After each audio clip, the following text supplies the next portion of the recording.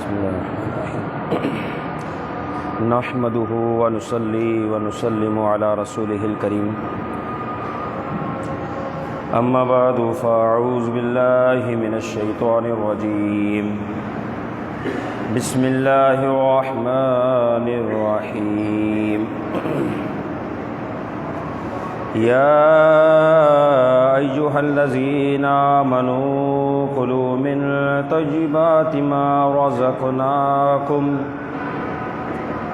واشكروا لله إن كنتم إياه تعبدون صدق الله العلي العظيم وصدق رسوله النبي الكريم الأمين إن الله وملائكته يصلون على النبي يا أيها الذين آمنوا صلوا عليه وسلموا تسليما اللهم صل على سيدنا ومولانا محمد كما تحب وترضى له صلاة وسلام عليك يا رسول الله اللہ جل جلالہ واتم برہانہ وعظم شانہ کے حمد و ثنا سرکار فخر عالم سید المرسلین خاتم النبیین احمد مجتبی جناب محمد مصطفیٰ صلی اللہ تعالیٰ علیہ وسلم کی بارگاہ میں محبتاً عقیدتاً ہدایتاً تحفتاً ہدیتاً درود پاک کا نذرانہ پیش کرنے کے بعد اس رب ذوالجلال کے فضل و کرم اور دیوی توفیق سے الحمدللہ درس قرآن کی اس مقدس بابرکت محفل میں ہم جمع ہوئے اللہ رب العزت ہم سب کی حاضری کو اپنی بارگاہ میں قبول فرمائے اور قرآن مجید کے نور سے ہم سب کے قلب کو منور فرمائے۔ اللہ رب العزت سورۃ البقرہ دوسرا پارہ آیت نمبر 172 ارشاد فرماتا ہے یا ایھا الذین آمنو اے ایمان والو کلوا من طیبات خواہ اس میں سے جو پاکیزہ ہے ما رزقناکم جو ہم نے تمہیں دیا واشکروا للہ اور اللہ رب العزت کا شکر ادا کرو ان کنتم ایاہ تعبدون اگر خاص تم اسی کی عبادت کرتے ہو۔ اس آیت مبارکہ میں پاکیزہ چیزوں کو کھانے کا حکم دیا گیا اور دوسری بات میرا رب فرماتا ہے جو ہم نے تمہیں عطا کیا وہ تم کھاؤ۔ تیسری بات فرمایا اللہ رب العزت کا شکر ادا کرو، اور چوتھی اور آخری بات ہر وہ شخص یہ کام کرے گا جو اللہ رب العزت کی عبادت کرتا ہے۔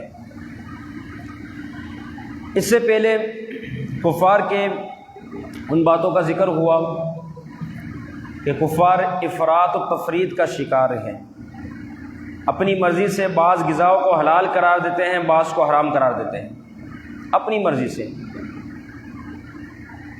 تو فرمایا کہ مسلمان جو ہے ان کی پیروی کبھی نہ کرے، بلکہ مسلمان تو اپنے رب کے حکم کو مانے۔ جس چیز کو میرے رب نے حلال کیا وہ حلال ہی ہے، اور جس چیز کو میرے رب نے حرام کیا سو وہ حرام ہی ہے۔ کوئی بندہ اپنی مرضی سے کسی چیز کو حلال یا حرام نہیں ٹھہرا سکتا، شریعت نے جس کو حلال کا وہی حلال ہے۔ اور ساتھ ہی غذا کے معاملات اتنے سخت ہیں، نفس پہ بہت بھاری ہے، انسان کی اپنی ذات اپنے نفس اپنے جی پر بہت بھاری ہے کہ یہ چیز حلال ہے یہ چیز حرام ہے، حرام ہے اس سے بچنا ہے، حلال کی طرف جانا ہے۔ تو بظاہر یہ غذا کا معاملہ بڑا سخت ہے، اس وجہ سے خاص طور پہ اس کو خاص کیا گیا اور حکم دیا گیا کلوا من طیبات کھاؤ پاکیزہ میں سے۔ اس آیت مبارکہ میں فرمایا یا ایھا الذین آمنوا اے وہ لوگ جو ایمان لائے، الذین آمنوا آمنو کے اندر جن و انس سارے شامل ہو گئے، جتنے ایمان والے ہیں جنات ہو یا انسان ہو سارے شامل ہو گئے۔ یہ سارے وہ چیزیں کھائیں گے جو حلال ہیں، البتہ ان کی غذائیں مختلف ہے، انسانوں کی غذائیں الگ ہے اور جنات کی غذائیں الگ ہیں۔ جنات کی پاکیزہ غذاؤں میں سے مشہور و معروف کوئلہ ہے، ہڈیاں ہیں، یہ ان کی پاکیزہ غذائیں ہیں۔ لیکن چونکہ انسان کی حلال غذا ہے وہ بھی حلال ہی ہے، اور وہ ایسی ہے جو ان جنات کی غذاؤں سے مختلف ہے۔ تو اس اعتبار سے فرمایا کہ یا ایھا الذین آمنوا اے وہ لوگ جو ایمان لائے، یہ ایمان والوں سے خطاب کیا جا رہا ہے۔ فرمایا کلوا من طیبات، کھاؤ۔ اب کھانا فرض بھی ہے، واجب بھی ہے، سنت بھی ہے، مستحب بھی ہے، مکروہ بھی ہے اور گناہ بھی ہے۔ یہ ساری کھانے کی قسمیں ہیں۔ کون سا کھانا فرض ہے، واجب ہے، دیگر آگے سارے احکام ہیں؟ تو علماء دین نے لکھا کہ کھانا وہ فرض ہے جو انسان اپنی جان بچانے کے لیے کھائے، اگر نہ کھائے تو انتقال کر جائے۔ اب ایسا کھانا اس کی ذات پر فرض ہے۔ اسی طریقے سے وہ کھانا واجب ہے کہ اگر وہ نہ کھائے تو عبادت نہ کر سکے، تو ابھی اس قدر کھانا جو ہے واجب ہے۔ کھانا سنت بھی ہے کہ 2 ٹائم کا ہر روز کھانا، یہ سنت مبارکہ ہے۔ کھانا مستحب بھی ہے کہ مہمان جب حاضر ہے تو ان کے ساتھ شریک ہو کر کھانا، کہ مہمان ساتھ ہے لہذا ان کے ساتھ شریک ہو جائے بندہ۔ اب ایسا کھانا جو ہے وہ مستحب ہے۔ مکروہ کھانا، اب مکروہ جسے شریعت نے خود ناپسندیدہ قرار دیا، اب کیا ہوا کہ کوئی شخص اتنا کھا لے، سیر ہو جائے اور کھائے، پیٹ بہت زیادہ بھر جائے، اب لازمی ہے کہ اس نے اتنا کھا لیا، اب بد ہضمی کا معاملہ، دیگر سارے معاملات، تو یہ ایسا کھانا ہے کہ یہ کھانا اس کے لیے مکروہ ہے۔ بہت زیادہ ہی کھا لینا یہ مکروہ ہے۔ اور کھانا گناہ بھی ہے کہ وہ چیزیں کھانا جو انسان کی صحت کے لیے مضر ہو، تکلیف دینے والی ہو، ان چیزوں کو کھانا جان بوجھ کر۔ تو ایسی چیزوں کی غذا، کیونکہ انسان جو ہے اللہ رب العزت نے اسے بڑی شرفیت عطا فرمائی ہے، اپنے اعضاء کو، اپنے جسم کو تلف کرنا، ضائع کرنا، اس کی تو گنجائش ہے ہی نہیں۔ تو لہٰذا اب ایسی چیزیں کھائی جا رہی ہے جو اس کے لیے ہلاکت کا باعث بنے گی، جو اس کے نقصان کا باعث بنے گی، تو ایسی چیزوں کا کھانا گناہ ہے۔ تو یہ اس کی مختصر کچھ تفسیر تھی جنہیں فقہاء کرام نے، علماء دین نے اپنی اپنی جگہ پر لکھا۔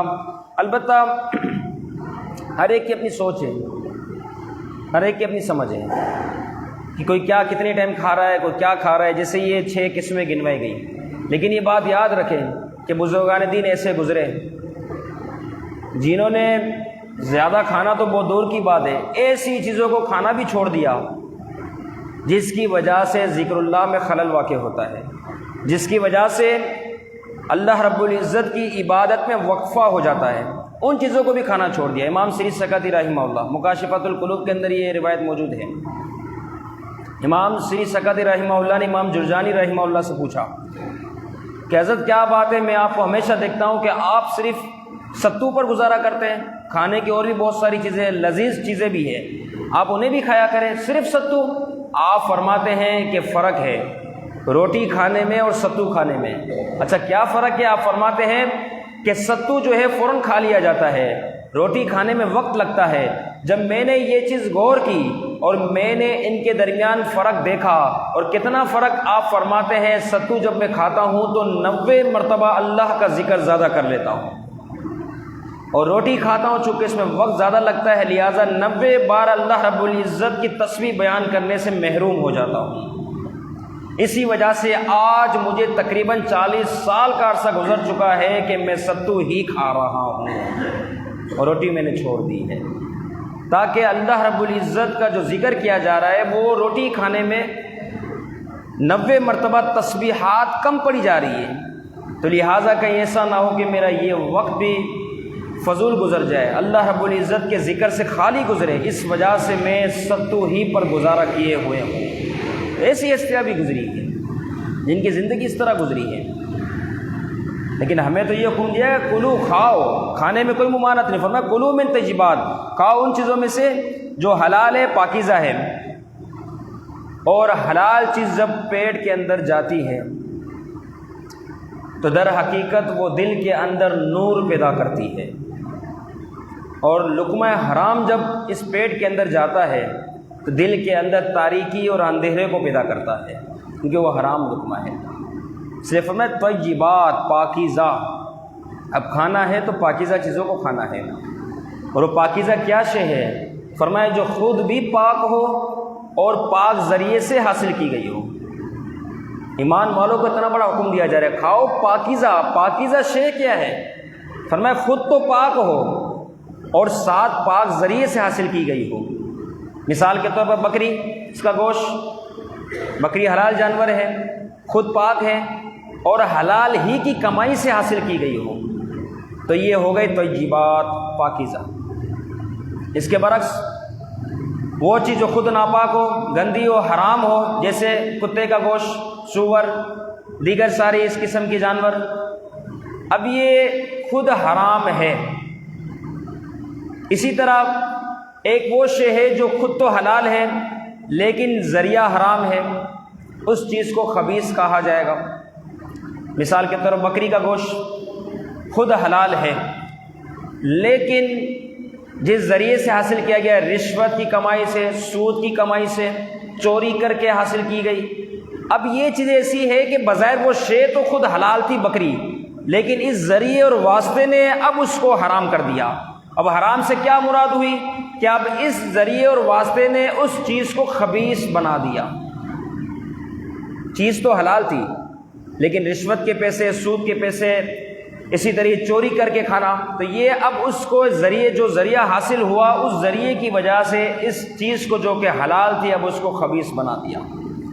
تو فرمایا طیبات ہونی چاہیے، پاکیزہ، صاف اور ستھری ہونی چاہیے، تو وہ ایسی ہے کہ جس کا تمہیں فائدہ پہنچے گا۔ اب دیکھیں بکری ایک ہی ہے، بظاہر بکری تو ایک ہی نظر آ رہی ہے لیکن ایک ذریعے سے ایک شخص کے لیے حلال ہے اور یہی بکری ایک ذریعے سے ایک شخص کے لیے حرام ہے۔ دونوں کی کمائی میں فرق ہے، حلال ذریعے سے حاصل بھی حلال رہی، حرام ذریعے سے حاصل بھی خبیث بن گئی ہے بکری۔ یہ ساری پابندیاں ہیں انسان کے لیے، کیونکہ انسان کو اللہ رب العزت نے بہت بڑا عہدہ عطا فرمایا ہے۔ اللہ رب العزت ارشاد فرماتا ہے وَلَقَدْ كَرَّمْنَا بَنِي آدم، البتہ تحقیق ہم نے ابن آدم کو، آدم علیہ السلام کے اولاد کو بڑے شرفیت عطا فرمائی ہے، بڑی فضیلت عطا فرمائی ہے، انہیں اشرف المخلوقات بنایا، تمام مخلوق میں سب سے افضل و اعلیٰ بنایا، تو اس وجہ سے یہ ساری پابندی ہے۔ اب یہ مثال ذریعے سے اگر بیان کیا جائے تو کتنے آسان طریقے سے مسئلہ سمجھ آ جائے۔ ایک شخص ہے، عام سا شخص، چلنا پھرنا، اٹھنا بیٹھنا، کھانا پینا، آنا جانا، کوئی قید نہیں، جا رہا بھی آ رہا بھی ہے، گھوم رہا پھر رہا، کھانا پینا سب، کوئی مسئلہ نہیں ہے۔ لیکن اس کے برعکس ایک بادشاہ ہے، ایک حاکم ہے، اب اس کا ایک جگہ سے دوسری جگہ جانا بھی بڑا محتاط انداز میں ہوگا کہ پہلے اس راستے کو خاص کیا جائے گا، اس میں پہرے دار کو کھڑا کیا جائے گا اور راستہ صاف ہونے کے بعد اس کو یہاں سے دوسری جگہ منتقل کیا جائے گا۔ فی زمانہ ہمارے عرف میں، ہمارے ملک میں یہ چیزیں بہت عام ہے۔ وزیر اعظم کا پروٹوکول دیکھ لیں آپ، صدر کا دیکھ لیں، وزیر اعلیٰ، گورنر، ان تمام کے پروٹوکول دیکھیں آپ، پہلے راستہ کلیئر کروایا جائے گا، صاحب گزر رہے ہیں، اطراف کے لوگوں کو روک دیا جائے گا، تمام پورے راستے میں سیکورٹی، پہرے دار، کیونکہ حاکم میں وقت گزر رہا ہے، کوئی عام شخص نہیں، اس میں پابندیاں ہیں، وہ گزرے تو عام لوگوں کی طرح نہ گزرے۔ اب اتنا پروٹوکول اس کو دیا جا رہا ہے کیونکہ وہ عام بندہ نہیں۔ اسی طریقے سے جب وہ بولے گا تو اس کی خبریں جو ہے اخباروں میں چھپے گی، اس کی خبروں کا چرچا اندرون ملک بھی ہوگا، بیرون ملک بھی ہوگا، کیونکہ وہ عام شخص نہیں، پابندی ہے اس پر۔ اسی طریقے سے جب اسے کوئی خوراک دی جائے گی تو عام سی خوراک نہیں دی جائے گی، بلکہ اس خوراک کو چیک کیا جائے گا، ٹیسٹ کیا جائے گا کہ کسی نے زہر تو نہیں ملا دیا۔ یہ سارا پروٹوکول اس کو دیا جا رہا ہے۔ وجہ کیا ہے کہ وہ بادشاہ ہے، حاکم وقت ہے، وہ کوئی عام شخص نہیں، اس وجہ سے یہ ساری پابندیاں اس بادشاہ کے لیے ہے۔ فرمایا بعینہ، اللہ رب العزت نے انسان کو بھی شرف عطا فرمایا ہے، لہٰذا اس پر بہت ساری پابندیاں لگائی ہے کہ تمہیں کھانا ہے تو خوب تحقیق کر کے کھانا ہے کہ حلال تو نہیں، اس اعتبار سے کہ وہ تم حلال سمجھ کے کھا رہے ہو، پتہ چلا وہ حرام ہے۔ اسی طریقے سے وہ حلال ہے اور تم اسے حلال نہیں جان رہے، خوب تحقیق کی جائے کہ آیا وہ حلال ہی ہے۔ اسی طریقے سے اگر بولنا ہے تو سوچ کر بولنا ہے کہ کیا بولا جا رہا ہے۔ اسی طریقے سے آنا جانا، قدم کا چلنا، جہاں تک منزل ہے وہاں تک پہنچنا، کہاں جا رہے ہو تو لہٰذا بولنا ہو، کھانا ہو، پینا ہو، چلنا ہو، ان تمام میں انسان کے لیے پابندیاں ہیں، کیونکہ یہ انسان تمام مخلوق میں افضل و اعلیٰ ہے۔ اس وجہ سے یہ تمام پابندیاں انسان کے ساتھ خاص کی گئی، جس طرح اس بادشاہ کے ساتھ خاص کی گئی ہیں۔ یہ ساری پابندیاں ہیں۔ اب جس نے اس پابندیوں کو عبور کر دیا، ختم کر دیا، ہٹا دیا بیچ سے، تو پھر یقیناً شیطان ایسے شخص کے کھانے میں زہر ملا دے گا، ایسے شخص کے قدموں کو راہ سے ہٹا دے گا، ایسے شخص کی زبان کو پھسلا دے گا۔ اب اس کا نقصان کیا ہوگا کہ آنے والے وقتوں میں یہ شخص جو ہے وہ شیطان کے راستوں پہ چلتے ہوئے آخر کار اس کی منزل جہنم کو پہنچ جائے گی، یہ اس کی منزل بن جائے گی۔ وجہ کیا بنی؟ کیونکہ اس نے ان پابندیوں کو جو خاص اس کے لیے کی گئی تھی اس کا آسرا نہ کیا، لہٰذا یہ تباہ و بربادی کے دہانے پر پہنچ گیا۔ تو انسان کو اللہ رب العزت نے اشرف بنایا، محترم بنایا، لہٰذا اس کے لیے یہ ساری پابندیاں ہیں۔ جو اپنی پابندیاں خود ختم کرے، جہاں سے مل رہا ہے بس آنے دو، تو یقیناً اس نے پابندیوں کو ختم کیا، اپنی عزت کو خود ختم کیا۔ اب ایسے شخص کے لیے آخرت میں جہنم ہے، کیونکہ وہ شیطان کی راہ پہ چلنا اس نے شروع کر دیا۔ جو اس کی راہ پہ چلے تو جو اس کا ٹھکانہ ہے، جو اس کی منزل ہے، یقیناً اس شخص کی بھی یہی منزل بن جائے گی۔ اور یہ زبان کا ذائقہ تھا، صرف دل کی چاہت تھی، اور کیا شے تھی اس کے اندر؟ آپ دیکھیں ذائقے کا احساس حلق تک، اس کے بعد ذائقہ محسوس نہیں ہوتا۔ اسی طرح دل نے چاہا تو کھا لیا، کھانے کے بعد دل بھر گیا، یہ دو ہی شے ہیں۔ اسی وجہ سے حکیم لقمان رضی اللہ تعالیٰ عنہ، اس وقت آپ غلام تھے، بادشاہ نے آپ سے فرمایا یہ بکری لو اور اس کو ذبح کرو، اس بکری کے اندر جو تمہیں سب سے زیادہ محبوب دو چیزیں ہو وہ لے آؤ۔ اب چونکہ حکیم تھے، حکمت کے بہت زیادہ ماہر تھے، بادشاہ جانتا تھا۔ بادشاہ نے جب اس بات کو حکم دیا، حکیم لقمان رضی اللہ تعالیٰ عنہ جاتے ہیں، اس بکری کو ذبح کرتے ہیں، اس کے اندر سے دل اور زبان دو چیزیں نکالتے ہیں اور بادشاہ کی خدمت پیش کرتے ہیں کہ حضور میرے نزدیک سب سے بہترین یہی دو شے ہیں۔ کچھ وقت کے بعد دوبارہ بادشاہ نے حکم دیا کہ اس بکری کو لو اور ذبح کرو، اور اس کے اندر دو چیزیں ایسی جو تمہیں سب سے زیادہ بری لگے، سب سے زیادہ بدتر ہو، وہ دو چیزیں میرے پاس لے آؤ۔ بادشاہ کا حکم تھا، حکیم لقمان گئے، بکری کو ذبح کیا، ذبح کرنے کے بعد دو چیزیں لے کر آئے۔ اب بھی دو چیز جو لے کر آئے وہ وہی ہے، دل اور زبان۔ حکیم لقمان کی یہ ادائیں، یہ طریقہ، یہ طرز دیکھ کر بادشاہ نے کہا کیا بات ہے، سب خیریت ہے؟ کہ پہلے جب کہا کہ سب سے بہترین چیز لے کر آؤ تو زبان اور دل، اب کہا سب سے بدترین چیز لے آؤ، زبان اور دل۔ کچھ وقت پہلے یہ چیز سب سے بہترین تھی، آج تمہارے نزدیک سب سے بری ہے، یہ کیا معاملہ ہوا؟ حکیم لقمان چونکہ حکمت کے ماہر تھے، حکیمانہ انداز میں گفتگو کی، آپ نے فرمایا جی بادشاہ بات دراصل ایسے ہی ہے کہ یہ دونوں چیزیں زبان اور دل بدترین بھی ہے اور بہترین بھی ہے، اگر یہ صحیح رہے تو اس سے زیادہ بہتر کوئی شے نہیں، اور اگر یہ پسل جائے تو اس سے زیادہ بدترین بھی کوئی چیز نہیں۔ فرمایا حقیقت یہی ہے، اور آپ دیکھیں حقیقت اسی چیز پر ہے۔ زبان کا ذائقہ، اس ذائقے نے انسان کو کہاں سے کہاں پہنچا دیا، کیا کیا کام کرنا اس نے شروع کر دیے۔ اسی طریقے سے دل کی خواہش کہاں تک پہنچا رہی اسے، کہاں تک اس کو نفس امارہ کی شرارتوں نے لگا دیا، آخر کار وہ جہنم کی دہلیز تک پہنچ گیا۔ تو یہی تو دو چیزیں تھیں، اسی کو صحیح کنٹرول کرنا اور صحیح سمت پہ چلانے کا حکم دیا جا رہا ہے۔ یہ انسان کے لیے شرف ہے۔ آپ اس جانب دیکھیں، میرا رب ارشاد فرماتا ہے یا ایھا الذین آمنوا کلوا من طیبات، اے ایمان والو کھاؤ پاکیزہ میں سے، یہ ایمان والوں کو حکم دیا۔ لیکن اللہ رب العزت نے ایمان والے کی شان کو کتنا بڑھایا کہ سورۃ المؤمنون آیت نمبر 51 پارہ نمبر 18 رب ارشاد فرماتا ہے یا ایھا الرسل کلوا من طیبات، وہاں پر حکم فرمایا اے رسولو، اے پیغمبروں، اے انبیاء و رسول کی جماعت، پاکیزہ میں سے کھاؤ، کلوا من طیبات، وہاں یہ فرمایا۔